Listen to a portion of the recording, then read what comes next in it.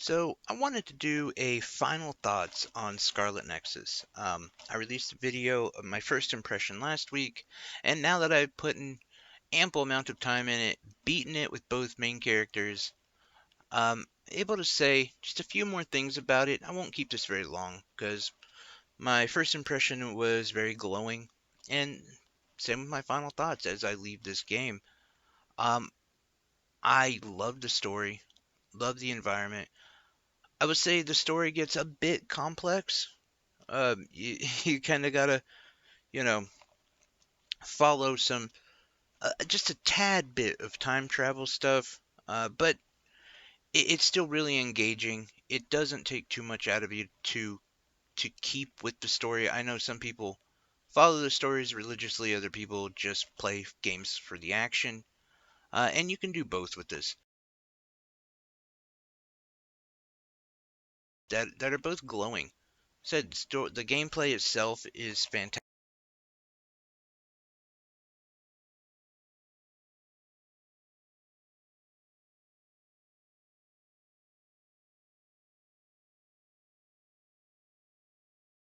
Uh, Honestly, if I was to go through this row by row, and I will say I played it on the Series X, didn't play it on the PS5, tried to. Sony didn't want to take my money. They said I already purchased the game, so I did get it for the Series X. Um, so story wise, for this game, I would easily give it a 9 out of 10. It's a very high mark for me. Only because so many of the stories, I just feel like they fall apart. And one of the great things about it is, with a lot of RPGs, action RPGs, the other characters in your team just kind of become, I don't know,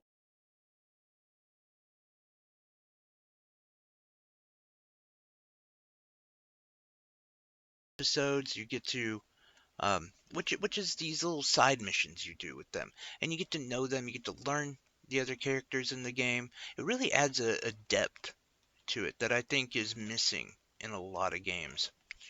Um, graphics are amazing. They're wonderful.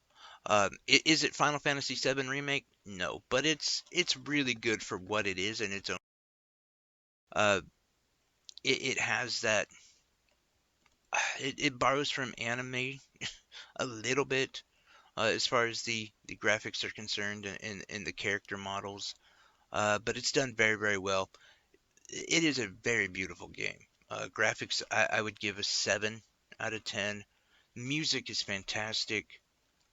I would definitely also give that about an 8 out of 10. Overall, this is a buy. This is a must buy. I can't say that enough about this game. Thoroughly enjoyed my time with it. One of the best things and one of the most interesting things is, when you start off, you can choose one of two characters. After you beat the game with them, then you can go back through it with the other character and learn the other part of the story. If and that really adds more depth, and honestly, it adds more content to the game, which already has a lot to be, you know, there in just that first run through. Now, I did do a lot of stuff. I tried to open up everything, tried to go.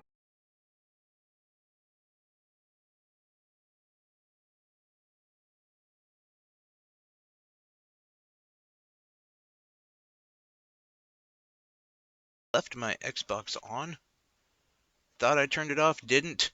Ended up getting like, I don't know, 20 some hours added on there in my time. So I'm gonna guesstimate it was around 70 hours, maybe a little bit less.